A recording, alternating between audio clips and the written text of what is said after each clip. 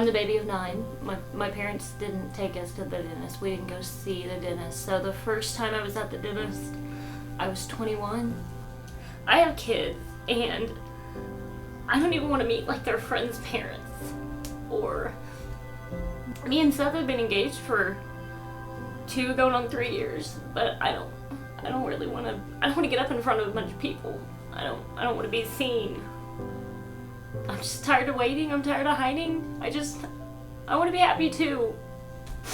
I want to be able to smile. I want to be able to go places, talk to people, eat the foods that everybody else gets. I get to be like everybody else. I get to smile. I get to be excited in public. I get to go to a restaurant and eat food like everybody else and not have to cut my food into tiny little pieces. I can bite into an apple. Just little things like that. That I've literally been not able to do for 10 years. Late partying with you last night. I know.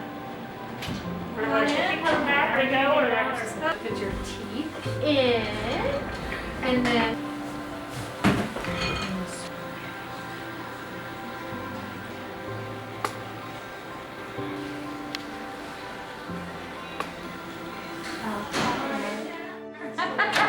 I'm following you. come on out. Party now. Just want to start out basically saying thank you so much because you trusted us and you took a chance with us and all the things that go into that, because that's a big deal, and we know that because we hear the stories every day, and I know what the life before was, and I get to see from other people what the life will be, and I can't wait for those things from you. The first thing that I always try to ask is, okay, this is the day after surgery. Literally, we went in, had a plan, took all the teeth out, did all the bone grafting, whatever, get everything prepared. What's your pain level today on a scale of 1 to 10? Honestly, you just tell me what's the number for you. 1 being the left. 1 is the low, 10's excruciating. Like a 2. Okay, that's the most common answer we get. Hey, baby, I want to see the new you. Oh my gosh! God, it's so weird.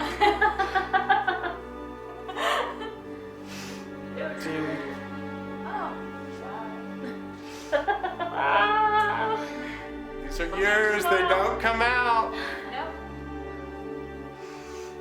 God, this is so weird. I love it. Gotta need tissues. We should have done that. We should have. Like the comparison, it's like. So bring out just the before and the after, just so you kind of, it's.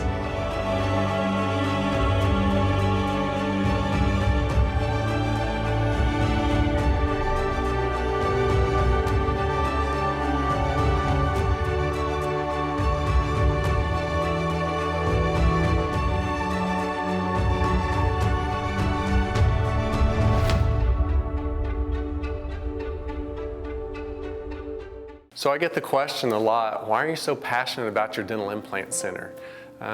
First I just say, in general I think dentists are a little bit goofy, and that's just part of the deal. But I got involved in implant dentistry probably 20 years ago, and it piqued my interest in terms of how conservative we could be, how we could replace a missing tooth and not have to affect teeth around it, and it was so predictable, and that kind of started the journey. But I think when I just really got passionate about it, when things changed for me, was when you start seeing the lives changed. And I speak to that a lot, but because that's all we do, you take a person, when you come in and you meet them for the first time and they're talking to you, there's this emotional depression. They're just not outwardly who they could be, and you see all the potential, and yet they're covering their mouth, or they're just embarrassed, and they're just not who they could be. So after seeing those people and meeting those people, and then going through the transformation, seeing what the potentials are, and then seeing the reality happen, it just inspires you, and it just opens a passion in my life that it's unlike anything I've ever experienced before. I love going to work every day, and I may work harder at my trade and my craft than I ever had, but it's more of a hobby and more of a gift to me that I can make a difference in this world and have an impact. And for me, I'm just passionate about it. part of that passion for me is that it just requires my best every day. It's not everyone, not just any dentist, that chooses to try and deal with such a complex, difficult sort of treatment option and deal with all the complexities that we have to deal with to be able to come up with the results that we want. You know, I am so blessed. I have the best team in the world to work with. They share my passion. They share wanting to make a difference. And we encourage each other, and it's just a wonderful place to be. I work with some of the best dentists around this whole area. These guys have tried their best and done everything you could do for a patient. You know, they've had broken teeth and teeth that were infected, and they do these root canals and crowns and bridges and partials and all of the treatment that they can do to try and help them maintain their teeth. And then the patient just gets to a point where there's really just not a good solution, and it's really just time to start over. For me, the passion that I have for my job is that it's a niche practice, and it's one of those things that to be able to affect lives the way that I do, it's one of my favorite things in the world.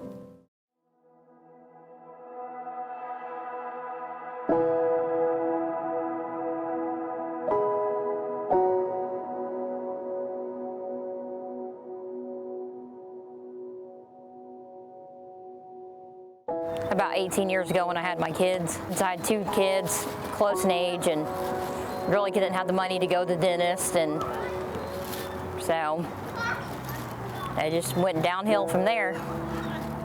It makes you self-conscious, low self-esteem, problems eating.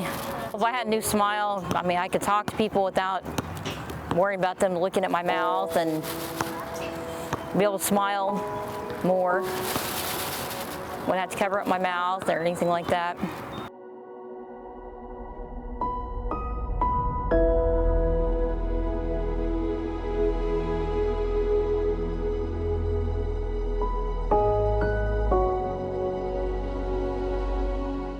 People see that you don't have teeth, they automatically assume that you're a drug addict. The type of people that I deal with go off first impressions. That's how I get a lot of my business. We don't advertise. It's all word of mouth. I would like to smile again. I would like to not worry and be self-conscious to myself. Smile for my wife again.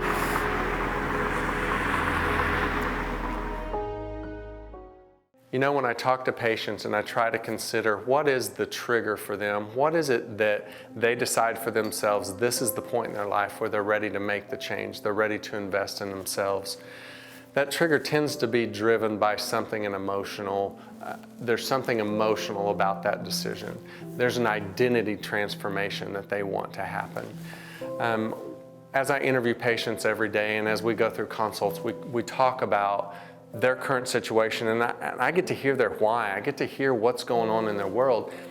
And really, if you can imagine, if you're going into a social event, and there's a big gathering, all these people are talking, laughing, eating, and you walk into the room, and all of a sudden these doubts start coming into your mind, and things of, you know, am I embarrassed about being in this situation? Are people going to judge me? And all the thoughts that run through your mind. And unfortunately, we know that as a society, we stereotype people, and that's just a common thing. So you have people that, you know, are prejudged on, you know, maybe they're poor, maybe they're just uneducated, that's how they got that way, or, you know, they're just dirty, they just don't take care of themselves, and all the baggage that goes along with this. And you've come into this room and you know in your mind, people tend to think that way. So as I relate and as I encounter people, I'm more reserved. I don't have the smiles. I'm covering my mouth. All the things that are keeping me from being all of the things that I have potential to be. And I believe everyone has potential to be whatever they want to be. The problem is, a lot of times we just get held up. There's this fear that overcomes us, that fear initially was a good thing. It was how we survived. It was a fight or flight thing, but it's evolved and changed into this thing where it changes our cognitive response to a situation, and we're worried about so much in terms of what other people might think or how they might respond to us, and it affects our job situation? Do we interview well? Or our relationships? Is it something I can be real and open and vulnerable with another person?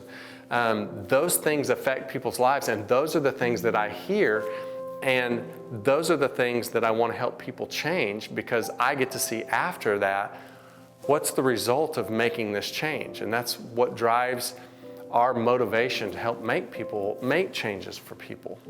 You know, everyone wants to be seen and heard and understood. And, you know, the question at this point is, okay, you know you want to do this, and you've felt the things we've talked about, but why us? Why Dr. Ward?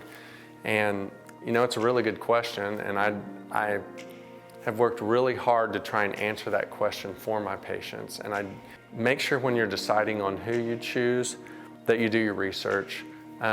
Get online and see what's out there, what's available, who's doing this, how many transformations are they doing, how many cases do they do? Do they have before and after pictures? Are they doing 10 of these a month, or they haven't done 10 of these in 10 years? Some of those things will affect their final outcomes, because when we're sitting down with the patient, I'm going to in detail try to figure out what is it that they want to change? What is it about the way they chew or the way that they smile? What specifically do we need to do to get you there? Now, technically, I understand how I'm going to get you there, but I want to hear what it is that you want. So then we develop a plan. From that plan, then I get into a design software where I'm designing the teeth, and I'm designing where I'm going to place the implants, surgical guides, all the things that I have to do technically to get you in a position to get exactly what I want. But then after the surgery and after we do everything that we do, we'll put you to sleep, we'll deliver everything in a day, and we're going to have a temporary appliance that we put in your mouth that's basically a prototype. And you'll have a chance to look at it and go, you know, could we rotate a tooth here, or could we make it a little bit whiter, or all of the things that you might want to do. All of those things I can redesign and change, print, mill, whatever we want to do. And we're going to put it in your mouth. We're going to try that in, so that when we get to the final solution for you, you've pretty much defined for me what it is about you, what makes this look like you. Bring those pictures from you in high school, or as you know, the time in your life where you want to return to. Show me what those things look like, and we can find a tooth library, we can find sizes, we can do all those things to make sure at the end of the day, I get you the look you want. Now, functionally, how are you going to know that I'm going to chew and eat the way that we do? Dr. Ward is one of only 4 board certified dental implantologists here in the state of Oklahoma. All of his equipment, just the state-of-the-art equipment that he has, is amazing. He's always trying to stay on the precipice of what he does. He truly has a passion for his profession and for the people he comes into contact with. He's always wanting to help one way or another. And I love that about Dental Implant Center of Oklahoma and the team here. Dr. Ward, I worked for him for 11 years, and he is a perfectionist. He loves what he does, and he strives to better himself. He is constantly learning, constantly trying to just be on top of the next big thing in healthcare. I mean, our office, you'll look around and the technology is insane. I don't think he ever set out to be a good dentist or even a great dentist, but I think he wanted to be exceptional. And that is what has caused him to move into the realm of really changing people's lives with dentistry. Dr. Ward makes you feel comfortable about the procedures that he's going to do. He spends a lot of time explaining what it is he's going to do, so your expectations are realistic. Dr. Ward is probably one of the kindest medical professionals that I've ever met. When you come to see Dr. Ward, you feel like he's come to your home. I have a history years and years ago of having a very bad experience. He has helped me overcome that. That was huge for me. He looks and seeks procedures and ways to help make it more comfortable for you to come into the office. People talk about passion and what they do. I think for Dr. Ward, there is that, but it's more than that. He actually cares for the patient. I have calls every day when patients call in and they have a lot of concerns and they've been told nothing can be done. And I am able to let them know, well, you have called the right doctor. I think that people really feel the passion that he has and the love for his patients. He has the knowledge and the skill, and I think that just how much he cares for them really shines through, and it gives them the confidence to go through, you know, this procedure and get the smile that they've always wanted. Probably one of the most important things about being a patient of Dr. Ward's is every day when I wake up and I look in the mirror, I have Dr. Ward to thank for this beautiful smile. Dr. Ward obviously is an incredibly capable dentist, takes care of my teeth and my family's teeth, and we trust him there.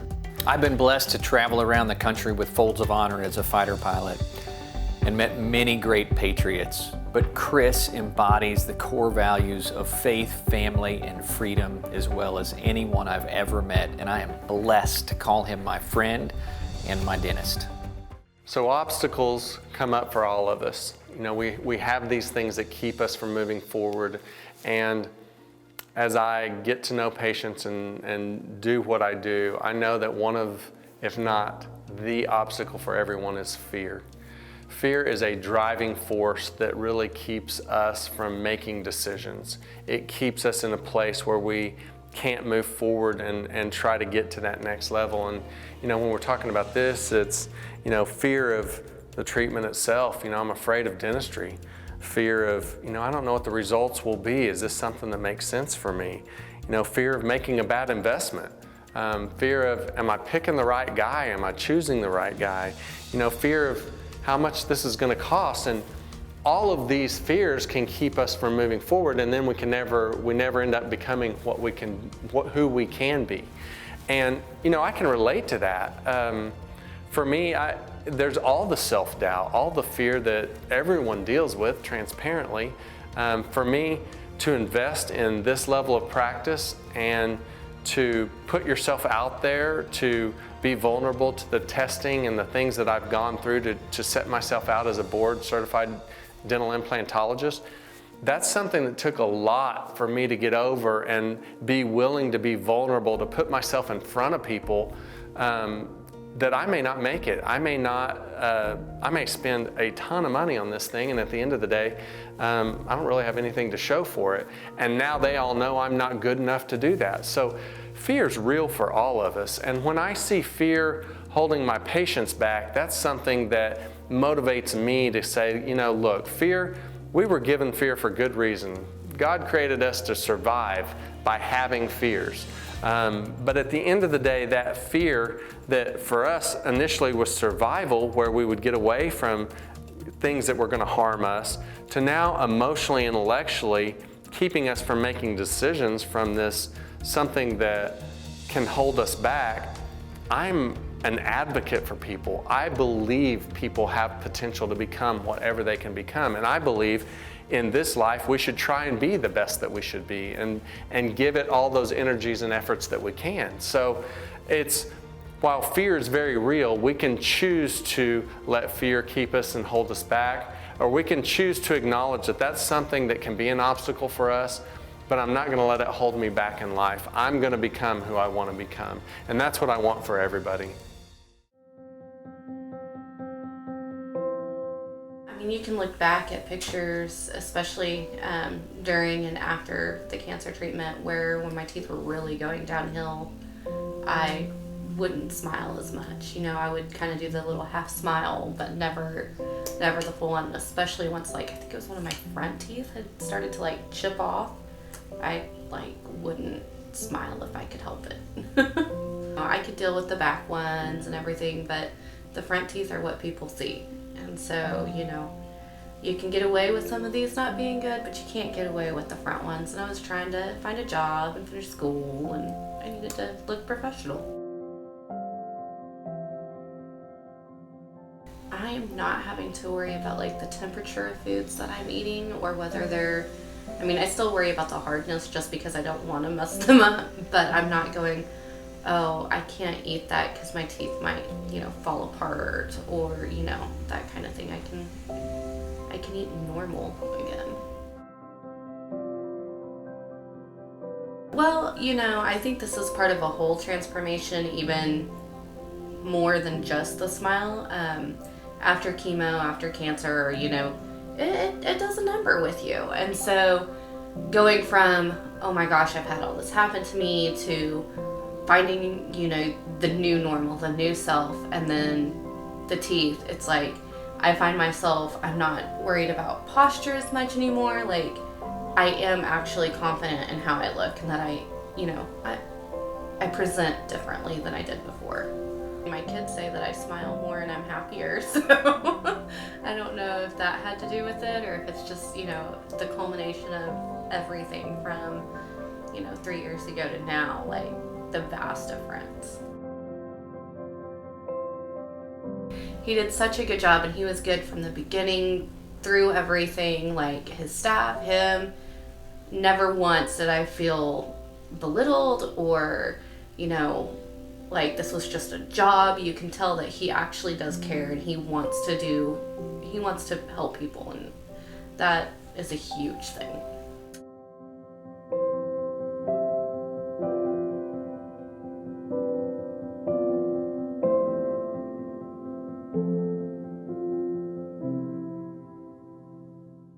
So what types of patients do we see here at the Dental Implant Center? And there's primarily two types of patients that we see. The first set is the patient that has existing dentures that aren't working well for them. And the second is the group that's transitioning into, I've got to lose my existing teeth for whatever reasons there are, and I really don't want to go to dentures. So from the first standpoint, dealing with patients that are in existing dentures, there are 40 million people that are in dentures in the United States. If you think about that statistically, if you put Texas, Oklahoma, Kansas, and Arkansas's population together, it's going to give you about how many people in the United States wear dentures. If you've driven through Dallas lately or Houston, you know that's a lot of people that are living in dentures. And there's a certain percentage of them that do well. They really are just very easygoing. They don't really care how much they eat or chew. They're not really affected so much by them falling out. The bone structure kind of continues to support it. So there's a percentage of people with dentures, it's an option and it works. There's a large percentage of patients that go to that, and it was kind of one of the worst decisions that they've made. Their life changes from the standpoint of, you know, it's floating pieces of plastic in their mouth, where they're trying to eat and chew and function, and the denture falls out at the wrong time, or it's, you know, they bite on one side and it falls out on the other. Or I've talked to so many patients where it's the, you know, the spouse that been married for 30, 40 years, they have never seen them without their teeth in. They have to go hide in the closet to pull the teeth out, and they never want their spouse to see them. And it's this embarrassment that you just can't recognize unless you talk to people over and over about that current situation. So that's a big part of the patient pool that we see. You know, I've mentioned a lot that, you know, there's obstacles for people, and one of those things that comes up outside of fear is cost. So, you know, when you go to invest in a car, for instance, I don't know of many dealerships that would expect you're just going to pay the total dollar for this car and drive away in it. You typically find a monthly budget that makes sense for you, it makes sense for your family, and that's what you commit to in order to purchase this car. And, you know, in my line of work, there's not a car you could buy that's as valuable as what I see in terms of changes in people's lives. So I've had to find a way for, how's it something that someone can invest monthly and be able to have this situation where you can change your life. So that's what we commit to for you. If that's something that you can find in your budget, where it's $350 a month, it depends. The timeline may be different depending on what options or materials or whatever, but we'll figure out some solution for you that works. You know, so how do you know if you're a candidate for this type of treatment, for dental implants? I get a lot of calls about, you know, am I too old for this? Or is it something where I've been told I don't have enough bone, or the dentist that I've gone to really just doesn't do this sort of treatment? And there's a lot of factors that go into it, but basically there are some risk factors that we'll talk about when you come in, but most of those can be managed. There aren't hardly any that preclude you from having dental implants. So I really hope at the end of this, we've been able to give you enough information where you want to reach out to us and you're ready to make the change, and we're ready for you. The way that you can reach us is several ways. You know, on the web, you can reach us at dentalimplantcenterofoklahoma.com. You can reach us by phone. The number is 918-906-2525. We're located at 5522 South Lewis Avenue here in Tulsa. Very easy, right off I-44, and it's just a very centrally located surgery center. But we want to be here for you, and I hope that if you're anywhere around, we have patients from Arkansas, Kansas, Oklahoma City, Texas, North Texas, so you're not too far away for us to be able to do it. We can combine treatment, we can really combine appointments where we really minimize the amount of travel and the amount of time you're here. We do same-day transformations where you leave with teeth the day that you come. So all of those options are available to you. Just reach out to us. We'll respond. I promise you, you'll feel our passion for what we do, and I can't wait to be a part of your solution.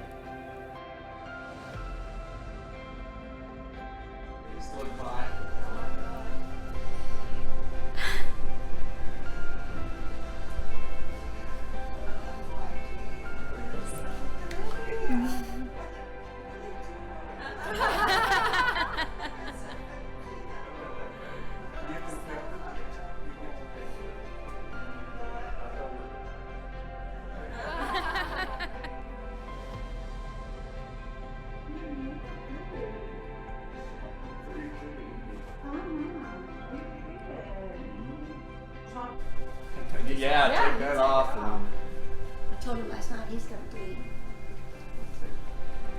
Whoa, look out, man. your mirror. When you're ready, you guys can take it off and see what you think about it. You know how long it's been?